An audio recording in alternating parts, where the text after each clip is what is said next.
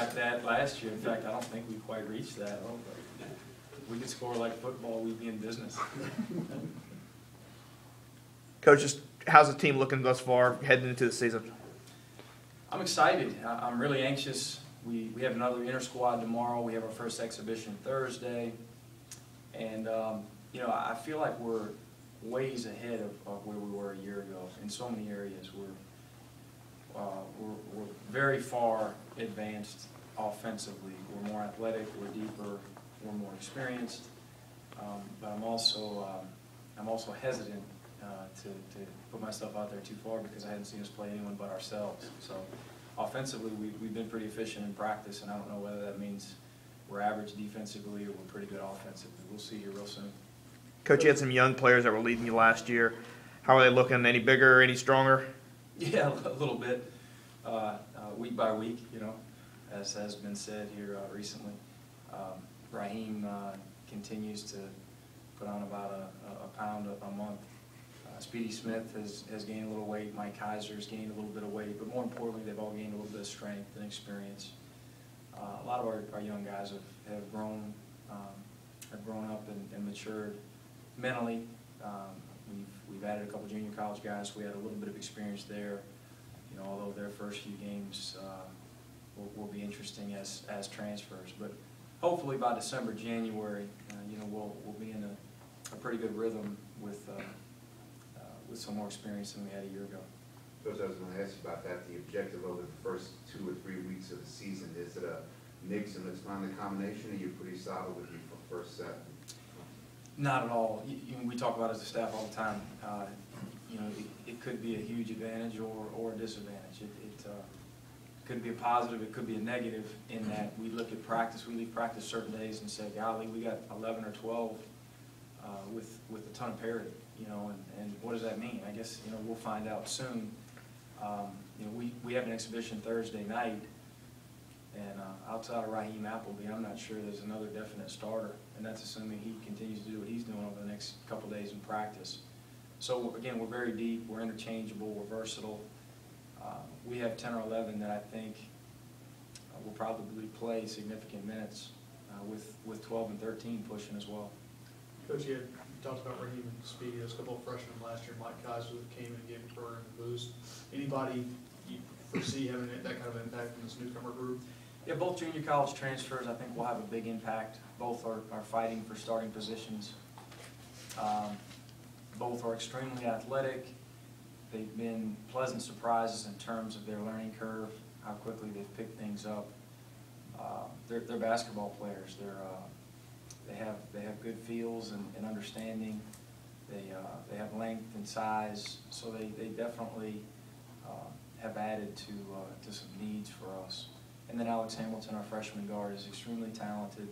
He's been with his physicality, he's been very impressive in terms of how hard he's competing, trying to earn minutes. But as we all know, he's got his hands full with a couple sophomore pretty talented guards. And Keon McNeil's been very, very good. He's lost some weight. He's gotten in better shape. He's got a renewed focus, and he's been as good as anybody in our backcourt over the last 3 weeks.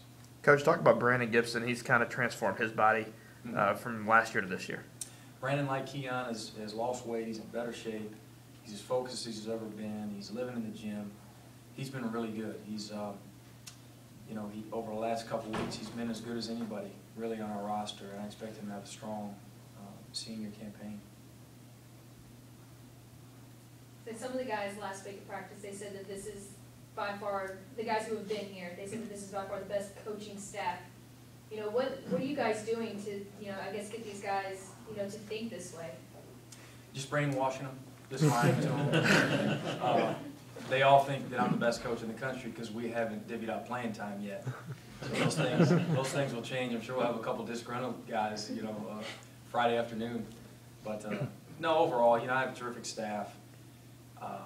They do a great job with player development. We've targeted the right type kids. We have a high character team, we feel like. But again, when we face some adversity, we'll see what we're really made of. But overall, we've made it a point of emphasis all summer to talk about player and roster management because of the parity that we have, because of the style that we've implemented. We're going to play fast. We're going to play a lot of guys. We're going to press a lot. And it's, this team and this program isn't ever going to be about 5 guys playing 35 minutes a game. You know, it's going to be about whether it's 10 guys or 12 guys. We got to get it done as a group.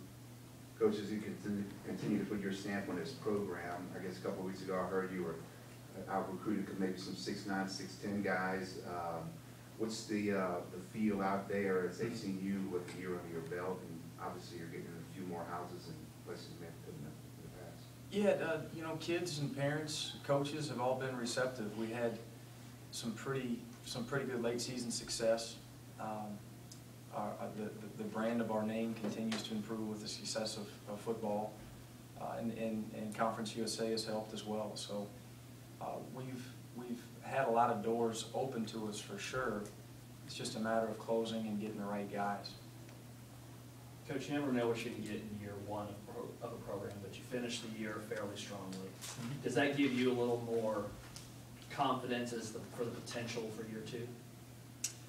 Definitely more confident, you know, this time of year than I would be, and I think that our team would be if we had bowed out in the first round, say. You know, it gave us confidence that we can compete with anybody in the league, and again, in some certain areas, we feel like we're better. We have to shoot free throws at a higher percentage. We have to shoot field goals at a higher percentage, turn the ball over less, take better shots. Defensively, you know, we need to continue to turn people over, and our pressure will be a factor. But our second shot defense has got to be much better. Our rebounding margin's got to be better. Those are my biggest concerns. Can we hold our own on the glass? Can our thin, inexperienced front line hold up? Can we avoid injury? And if we do, I think that we'll have a chance to compete for a championship. Coach, what separates this year's team from last year's team? Athleticism and depth, overall talent offensively, and with the athleticism, we should be better defensively, and we should be better on the glass if this team will max out like last year's team did. You know, last year's team was much better at the end of the season than they were at the beginning of the season, and it doesn't happen with all teams. If this team can do the same thing, improve steadily month to month, we could be pretty good by the end of the year. You talked about the parity and the amount of guys competing for playing time. Does it add a little more fire to practice maybe than it wouldn't have otherwise been there? Yeah, guys take less plays off. We've had a couple less stomach bugs and turned ankles. You know, we talk to the guys about if you don't practice, you're not going to play. And you know, we tell guys we don't like guys that are susceptible to injury. You know, it's funny that the more competition out there, the longer guys stay in practice, the longer the guys try to get things done positively, and overall the competition level is a little bit higher day in and day out. Coach, talk about the schedule a little bit. You know, you open the season playing 8 games in the month of November, and then with the expanding WAC schedule, you got 18 games from the end of December all the way till March. So just talk about how grueling of a schedule it's going to be this year. Yeah, overall, college basketball is a long season. It's a marathon, and it's one of the reasons we talk to guys daily about the simple cliche, we're getting better every day, and let's be better in January and February than we are today, because it's such a long year, and you can't just live for today. Having said that, it's even longer for us this year because of the way we started. It just coincidentally having 8 games in November makes it even longer. We've tried to make a couple adjustments by playing 2 exhibitions instead of 1, you know, forfeiting a scrimmage opportunity to play 2 exhibitions to try to get into the flow offensively and defensively a little bit quicker this year. And also, tomorrow will be our 3rd inter-squad, so we're trying to get after a little bit quicker. Conditioning is a little bit harder this year, a little bit more intense, in the hopes, again, that we'll hit a mid-season form a little bit earlier. And then December, January, we're probably going to have to try to back off a little bit to have some legs for the late run. And you do have such a large conference schedule that starts earlier, meaning, Mm-hmm. good thing or bad thing in your mind, to play such a long, drawn-out conference schedule? You know, probably just a toss-up. You know, the same for everybody in the league. You know, speaking of the revamped WAC, it'll be interesting again, just learning these new teams and even the returning teams with new looks. It'll be interesting. pretty much thrown into the gauntlet on day one with Texas A&M on the road. What's the challenge of preparing for a team like that to face so early? You're not hoping surely not hoping for a hurricane for that one. No kidding, no kidding. It's the advantage of playing indoors, I guess. We won't have to worry about it getting rescheduled. But it was important to us, and I'd like to do it every year, to open with a high major, high level, well-coached opponent, to reference every day in practice. Hey, that's not gonna work against Texas A&M, so on and so forth. They're big, they're physical, they guard you every year. Coach Kennedy's teams are gonna sit down in the half court and just guard the mess out of you. So it's been good to again, be able to just talk about our opener and how difficult and how demanding that matchup's gonna be to try to help us improve daily. I know you don't know about some of the teams, but WAC's traditional powers, Utah State and New Mexico State, are still back. Talk about how you view the league as a whole and the competitiveness. Sure. Wide open. I mean, just absolutely wide open. It's such a crapshoot. Those two teams are going to be very good, but they're going to be very different than they were a year ago. You had Denver, who's gotten a lot of hype this offseason because of the success they had last year and what they returned, and they're so different. I hadn't got a chance to watch any film on them, but from what we hear, they're Princeton style, and they're very, very skilled. They all shoot it. Interchangeable parts, really versatile, just different than the rest of our league. You look at a Texas State who plays as fast as anybody in the country, probably plays more like us than anyone else in the WAC now. Texas San Antonio's well coached with good players.